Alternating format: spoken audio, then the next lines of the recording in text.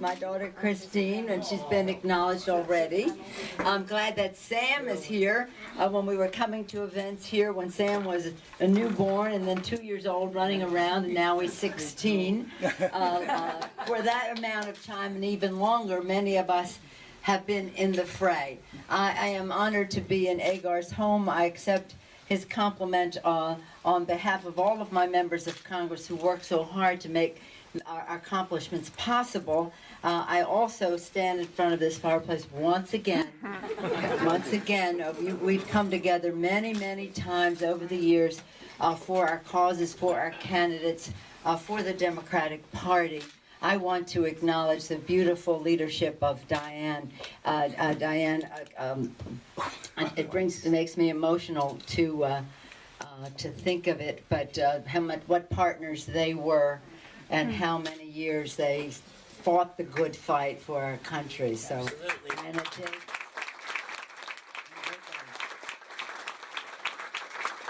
What can you say about Jane Morrison? I mean, she makes the ever-ready bunny look like a slap. I mean, she's so fabulous. She's so idealistic. She's so determined.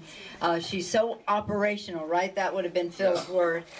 She's so operational. When I arrived here, she said, "You're really a pain." I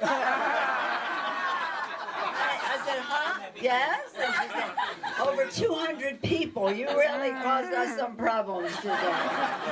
Jane is a pain Jane too. really challenges us every step of the way. Our conscience, our ability to walk the precincts, make the phone calls, to deliver the vote. She is just something so spectacular, a force of political nature, Jane Morrison. Thank you.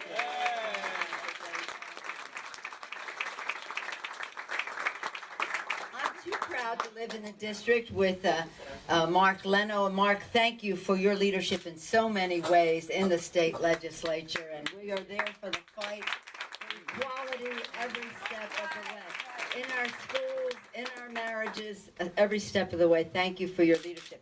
And when Tom Ammiano was acknowledged, he said, "Go Giants." I thought he was saying, "Go Italian."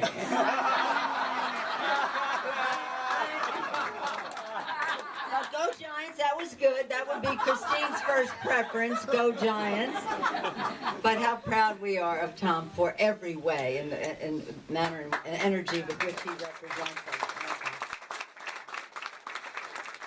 John Burton was the chair of my campaign when I ran, and now it's 24 years, so I'm getting ready for 25 years, over 24 years, 25 years in the Congress. Seems like yesterday, right, John? Sure do. But a lot has happened. What a rotten day yesterday was. Well, that's a joke. Oh, it seems like yesterday. I got it. Well, a lot has transpired in that period of time, as all of you know, because as I look around the room, I see those of you who have been engaged in the fight forever, and then another generation of those who are coming along to help carry the baton in this fight. And in a fight it is, indeed. And I just want to take, and acknowledging John, say to him, the greatest performance of any state chair, Democratic state chair in the country. Every statewide office, the state assembly, the state senate, didn't lose a congressperson. Very few states can make that claim. John Burton.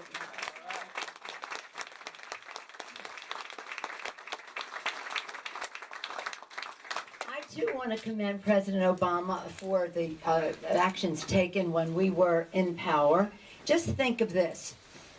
We get elected 2 years, we're getting ready for when we get a president. He comes in 1 week and 1 day after his inauguration, we passed the Recovery Act. We were ready. 1 week and 1 day called for swift, bold action.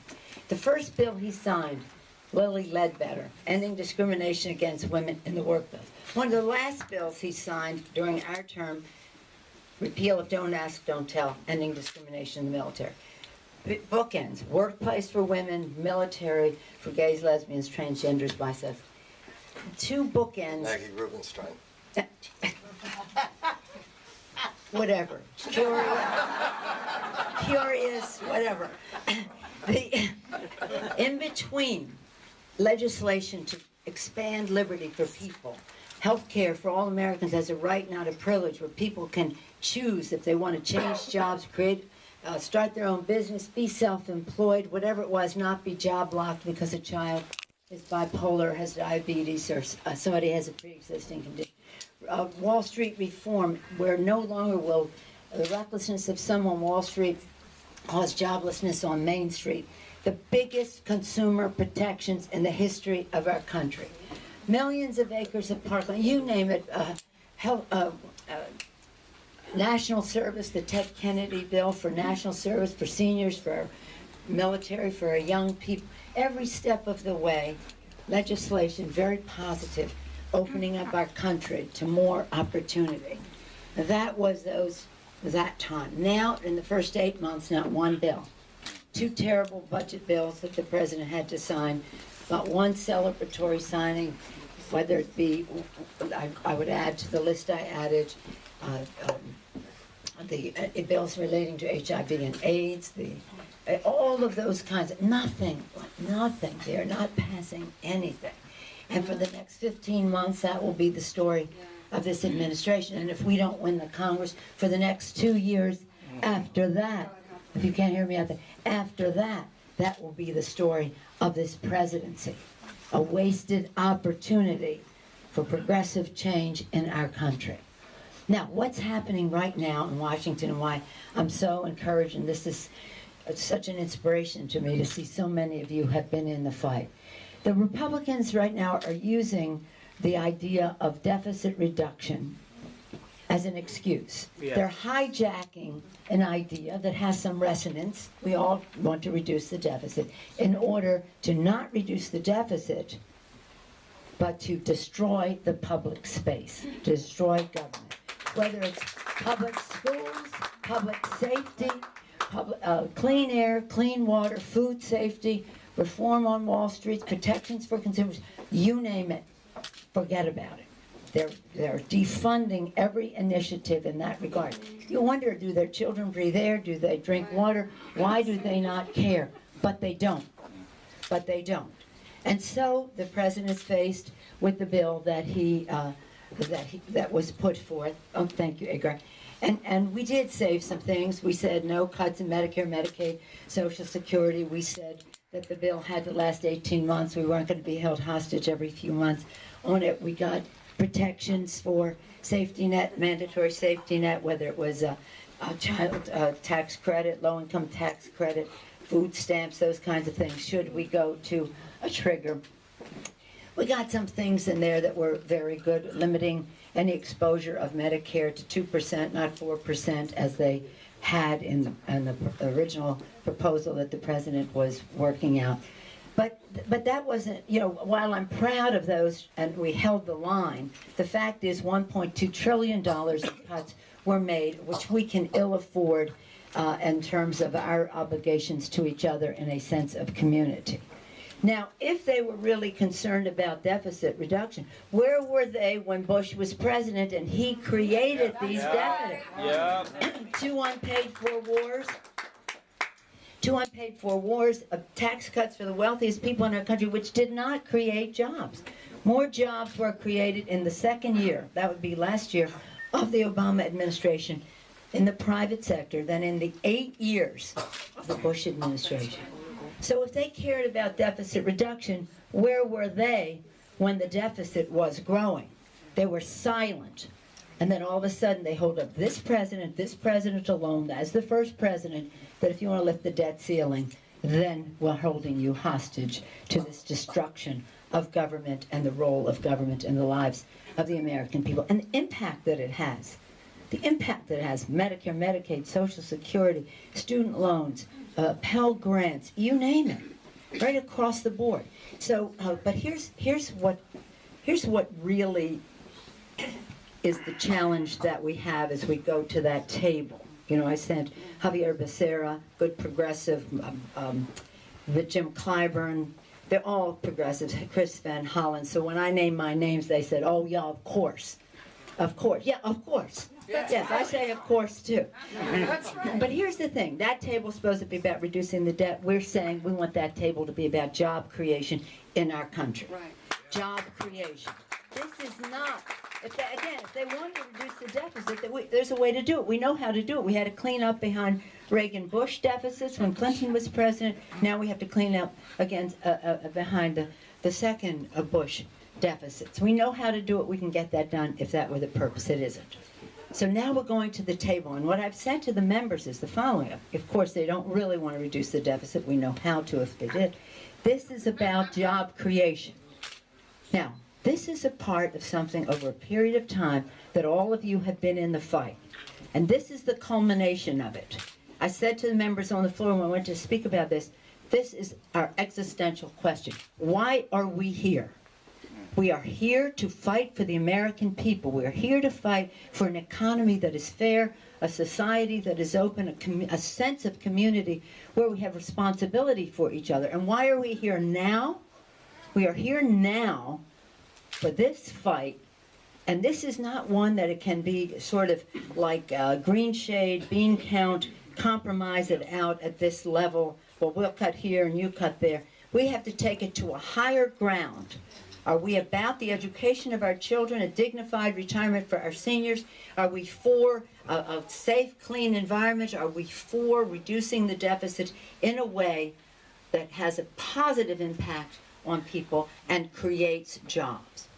Okay, so put this in this context. When we won the election in '06 and we came in, the first day, in the first 100 hours, we raised the minimum wage. It was the first time the minimum wage was raised in 11 years. I bring that up for this reason. It wasn't kept down because people just, small businesses said, I can't afford. It was kept down for a purpose. It was kept down for the purpose that people would not be able to live on that. They'd have to borrow against home equity loans, against their mortgage, their this or that. They'd have to live on credit cards. And what are they doing when they do that? They're paying fees to the banks. They're paying fees to the banks. So it was a contrived dependence on private credit for millions, tens of millions of working people in our country. So that's part one of how we got in a situation where wages did not rise with productivity. One of the big gaps that we have. Wages did not rise with productivity. So when I sent my people to the table, my announcement said, whatever they decide, they have to figure out at that table how wages rise with productivity. Not only is it fair, but it produces consumers. People will go out and buy things and do things and the rest, and when you have consumers, you create jobs. So there's no accident that we have this high unemployment when we have dependence on personal credit cards, etc., and low wages. Low wages will equate to high unemployment. So you also have a situation where you saw Romney. I said in one of my speeches, a candidate for president who shall remain nameless. Romney said that corporations are, you saw that exchange. So I have news for him. He says corporations are people, CEOs deserve the rewards, shareholders took a risk, they deserve the reward. They do. But I have news for him. Workers are people too. They created the productivity that made these companies profitable, that improved their bottom line, that gave the shareholders their fair share, that more than their fair share, the CEOs beyond more than their fair share with bonuses and all the rest, and the workers are taking it in the chops. Taking it in the chops. So this is what we're faced with. This is not just about how do we reduce the deficit, are you for or against protecting the environment or this or that. This is about the core of our country, about an economy that is fair. And that is about the strength of the middle class. And if the middle class is not strong, the democracy, the fiber of our democracy is frayed. So this is about who we are as a country. So it's not about bean counting, oh, okay, we saved this, you got that. It's about this higher ground. And the American people support education and dignified retirement and job creation and protecting safe, clean places for the children to live. Does anybody oppose that? Is that political? I don't think so. Is it partisan? I don't think so. So if the American people support that, That's where the debate should take place. That's where we win the debate.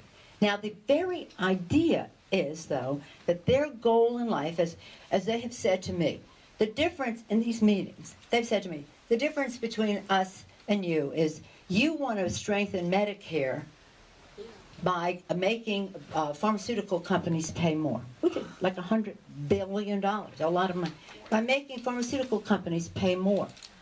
We want to lower cost of Medicare by having beneficiaries get less. This is what they say. I mean, this is who they are. And it's not, you know, you think, would you put that in writing? Can you walk outside with me? But they will, because it's who they are. And who they are is who they bring to that table. Protect the tax breaks for the wealthiest people in our country. Do not allow wages to rise with productivity. Keep people dependent on paying fees to banks for the use of their own money. For the use of their own money. So this is as progressive a fight as we have ever been in. Now, how do we I think that, and I've said to the President, Abraham Lincoln, when we sit in the Oval and we're talking about these issues, President's here, I'm looking at Abraham Lincoln, he's right there. Abraham Lincoln said public sentiment is everything. So we're saying to the President, why are we having this conversation here? Take it to the public. When they understand what this is about. When they understand what this is about. Now we have to, and that's what he's doing now. I mean, not because I asked him to, but thank God he is, for whatever reason. And he's a great president, he's a real champion for us at the table and the rest. But nonetheless, we think that we have to keep a drumbeat going across America, an echo chamber of our message about what this means to people and their lives. It isn't even about politics, really. It just so happens that the Democrats are there for the people's interest and the Republicans are there for the special interest, and they are true to their nature as to who they are. You have to give them credit.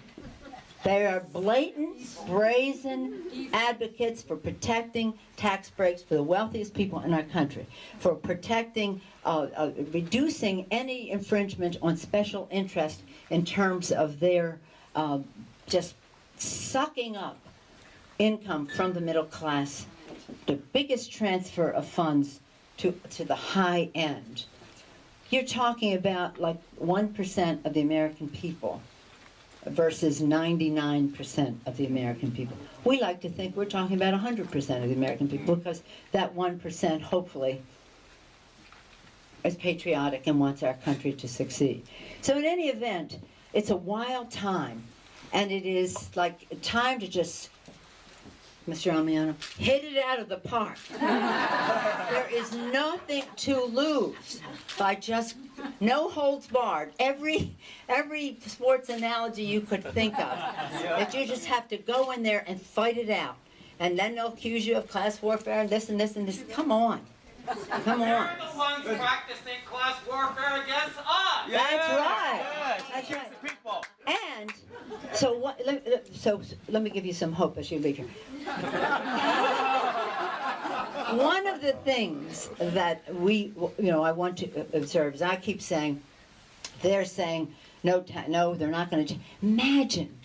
Imagine that they are protecting tax cuts for the top 2%. It's really more higher than that, lower than that. I mean, a higher percentage of people excluded from who they're looking out for, and it's a stunning thing, because it's a few people amassing money that doesn't really make a difference in their quality of life. I decided what it was about them is this. This is my theory. What more do they want? They have, homes, bigger the yacht, the taller the mast, the whole thing. They have museum quality art. Then I decided, if in fact they are advocating for this, which I'm not sure they are, I think the Republicans just like to have that position, they want immortality. They want so much money that their names are, for prestige they could never get any other way, they could buy with endless money. Because what else could you possibly want? That you would say, I'm going this at the expense of the middle class, of our democracy, of fairness, of clean air, clean water, food safety, public education, and the rest of it. Public safety and the rest of it. So here's the thing. We go to this table, 12 people. We have our three of course. Yes, of course. And the Republicans have this dilemma. They are torn between their two loves. This is a real choice for them. Tax cuts for the rich, which they say they will never do. I mean, repeal. But if we don't come to agreement at the table of 12, which we must do, because if we don't, we go to a place which is $500 billion cut from domestic, discretionary, non-defense spending. That means everything we care about. And then the $500 billion cut from defense. So that was a big thing for us. That was one of the other things we won, is that it would be 50-50 and there'd be a solid firewall so they couldn't come in and take all the cuts from the domestic side. But still in all, $500 billion over 10 years on the domestic side is brutal. So we don't want to go to that place. So we have motivation to have something happen at the table. It cannot happen without revenue. It cannot happen without revenue. That's, I said to the president, $1.2 trillion in cuts. Yes, we got the things that we fought for, but they still didn't get revenue. We still didn't get revenue. So they have to decide, do they want the table of 12 to succeed? That means revenue. Or fail. That means $500 billion cut out of defense. There are two loves. Tax cuts for the rich, endless spending on defense. Which one do they choose? And we want to watch them have that debate among them, between each side of that, or among themselves. And that's really where we think we will draw some motivation for them to reach a different kind of conclusion, and call it whatever they may, we would have some revenue changes in the legislation. That's one place where I think that we can be hopeful. The other place is that the president is determined that the American people will know what these choices are, and he's taking it out there. Because why would you want to be president of the United States if you had a Congress, as they have now, that does nothing but protect the wealthiest people in our country and prevents any progressive agenda from passing? I mean, it's such a wasted opportunity. And we all have to work to change that Congress. So I thank you for your support today, for me and for the Democratic Congressional Campaign Committee. Thank you again, Agar and Jane, and all of you. We have to win it was 25 seats. Then we won in upstate New York. Medicare, Medicare, Medicare, Medicare. And now it's 24 seats. That we have to win to take back the House. We think that's very doable. Just politics for a moment. President Obama, 61 of the seats now held by Republicans were won by Barack Obama. 15 of those were also won by John Kerry. So those 15 we think we can solidly win, but say we win 10. And then of the 46 remaining, say we win 20, and give them 26. I think we win more than that. But I'm just speaking very conservatively that we can win 30 of the 61 and have the 24 that we need, and protect ourselves against any other losses we may have in our ranks, although I think we're in pretty good shape in that regard. So the politics are very possible. We've outraised the Republicans for the first 7 months. Can you imagine if they won, we outraised them, because people are very concerned about. Apparently, what they are doing speaks more clearly as to who they are than anything we might have said to compare and contrast Democrats and Republicans. But, and I'll close by saying this. How many times have we said, Agar and Jane and John and Tom and Mark, this is the most crucial election? But it always is. It just seems to get more and more so. And so this is very important because it's not, again, just about some of the things we would like to do. It's what we have to do to save our country, to save our democracy, to strengthen our middle class, and all those who aspire to it, to lift people up into the middle class. This is what our country is about. It's the best, the greatest country that ever existed on the face of the earth.